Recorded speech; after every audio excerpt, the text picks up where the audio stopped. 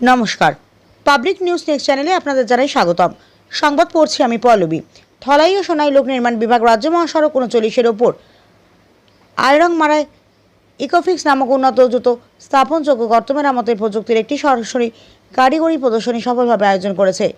লেহারটেক এলএলপির অংশীদারিত্বে পরিচালিত এই মাঠ পর্যায়ের পরীক্ষায় ক্ষতিগ্রস্ত রাস্তার উপরিভাগ দ্রুত মেরামত এবং যান চলাচলে বিঘ্ন কমানোর জন্য উদ্ভাবনী পদ্ধতি প্রদর্শন করা হয়। এই উদ্যোগটি আঞ্চলিক সড়ক নিরাপত্তা বৃদ্ধি এবং পরিকাঠামো সম্পর্কিত সড়ক দুর্ঘটনা উল্লেখযোগ্যভাবে হ্রাস করার জন্য বিভাগের সক্রিয় কৌশলের একটি গুরুত্বপূর্ণ অংশ।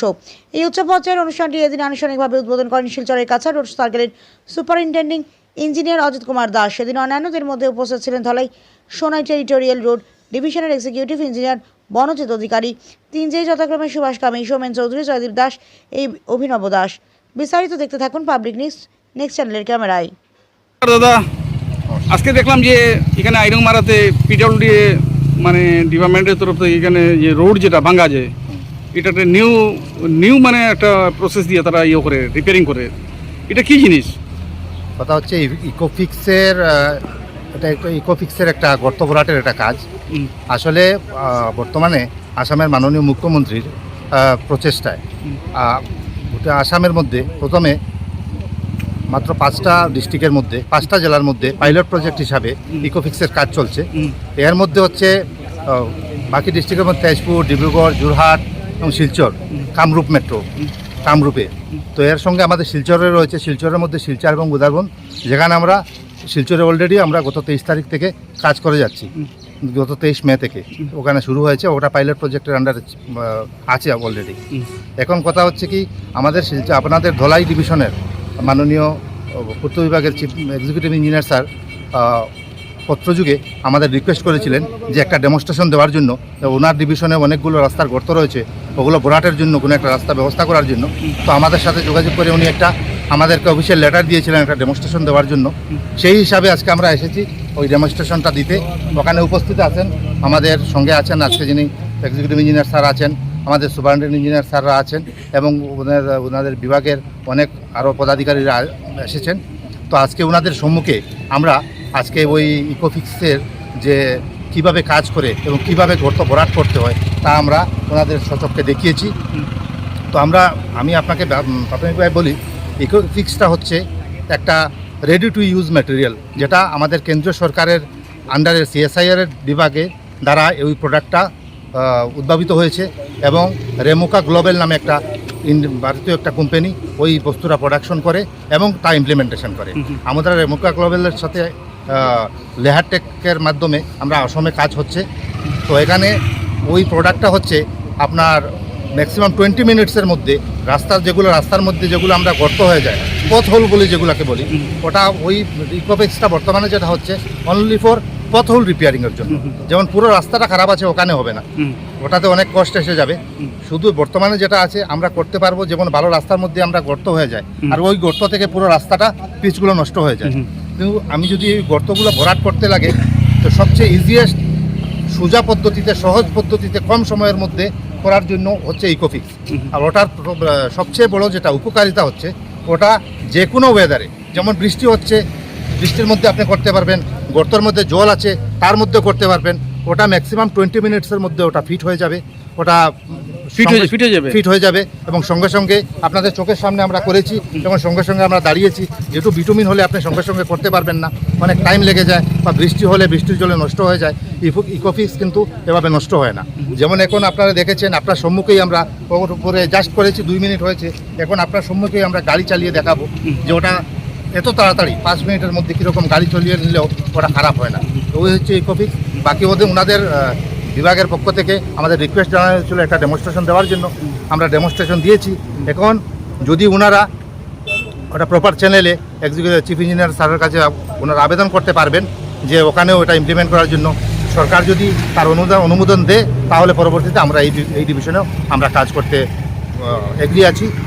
এখন ওনারা বিভাগীয় পক্ষ থেকে আজকে আমাদের ডেমনস্ট্রেশনটা দেখেছেন, উনি যদি ভালো লেগে থাকে তো ওনারা নিশ্চয়ই বলে দেবেন আপনাদেরকে এবং ওনারা পরবর্তী পদক্ষেপটা ওনারাই নেবেন। আচ্ছা, এটা ইকোফিক্সটা কবে উদ্ভাবন হয়েছে? ওটা 2025-এ।